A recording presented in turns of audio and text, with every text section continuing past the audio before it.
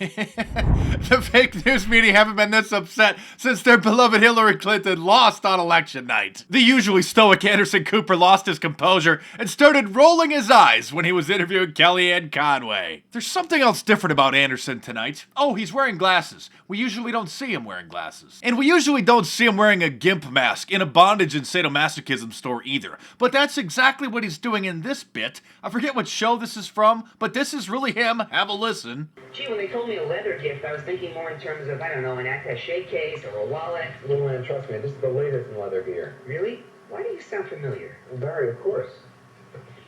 It's me. Anderson! What are you doing here? I worked at the whole reality show thing didn't work out for me, so I'm working here at the leather place. What do they call this place again? This is the news. Well, happy anniversary, world news now! Listen, Anderson, what you and Don Lemon do in your free time is none of our business, but please don't broadcast it on television for all of us to see. Oh, by the way, speaking of fake news and deep state operatives working in the mainstream media, Anderson Cooper worked for the CIA not for just one summer, but 2 summers when he was in college, something that he kept really quiet until 2006 when Radar Online was conducting an investigation and were about to publish this story.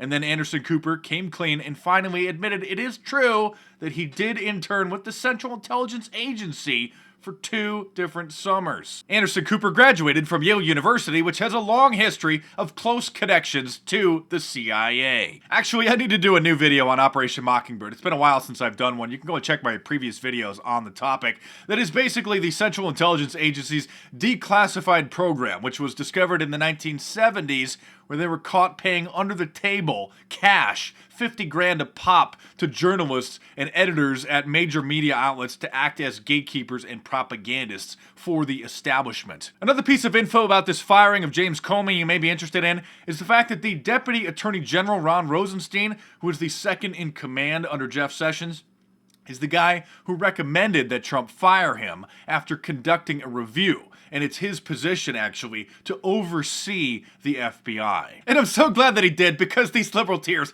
taste so good. Let's take another look at CNN's chief legal analyst, Jeffrey Toobin, crying about this. You know, this means that Donald Trump will install, presumably, one of his campaign stooges in that job. Maybe it'll be Chris Christie, maybe it'll be Rudolph Giuliani, maybe it'll be Sheriff David Clark of Wisconsin. But from now on, the FBI is going to be directed by someone who answers to Donald Trump and responds and will supervise the investigation.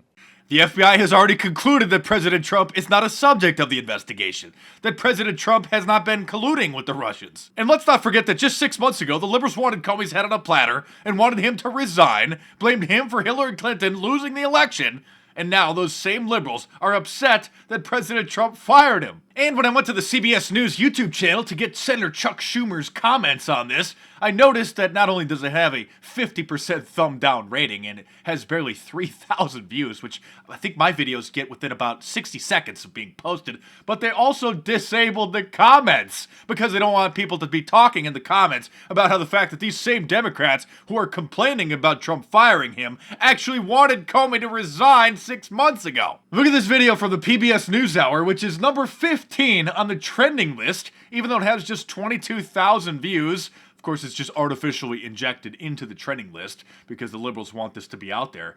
And of course, it has a 50% thumbs down, not quite a 50%, 40% thumb down rating. And also the comments have been disabled. Oh, I got one more for you before we go. Here is President Trump on 60 Minutes being asked if he's going to fire James Comey. FBI Director James Comey, are you going to ask for his resignation?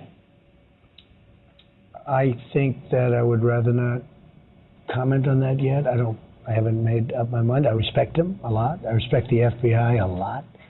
I think before... Even though they leak so much?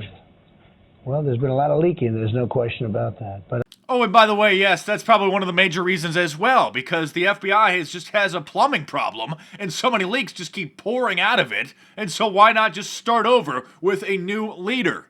Well, there's been a lot of leaking. There's no question about that. But I would certainly like to talk to him and see him. It's a tough time for him, and I would like to talk to him before I answer a question like that. Sounds like you're not sure. Oh, sure, I'm not sure. I'd want to see, he may have had very good reasons for doing what he did.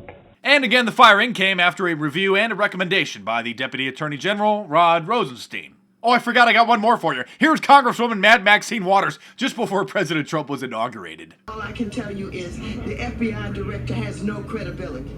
Well, if he has no credibility, why would you want him to stay on the job? If he has no credibility, why would you be upset that President Trump has decided to replace him with somebody who can actually do the job right? But of course, trying to make sense of what a liberal says would be like trying to watch the sunset by looking to the east. I'm Mark Dice, thanks for watching. Subscribe to my channel if you're new and check back here every day for new reports. We'll continue to debunk, denounce, and have a good laugh at these liberal lunatics. So stay tuned, and I'll see you soon.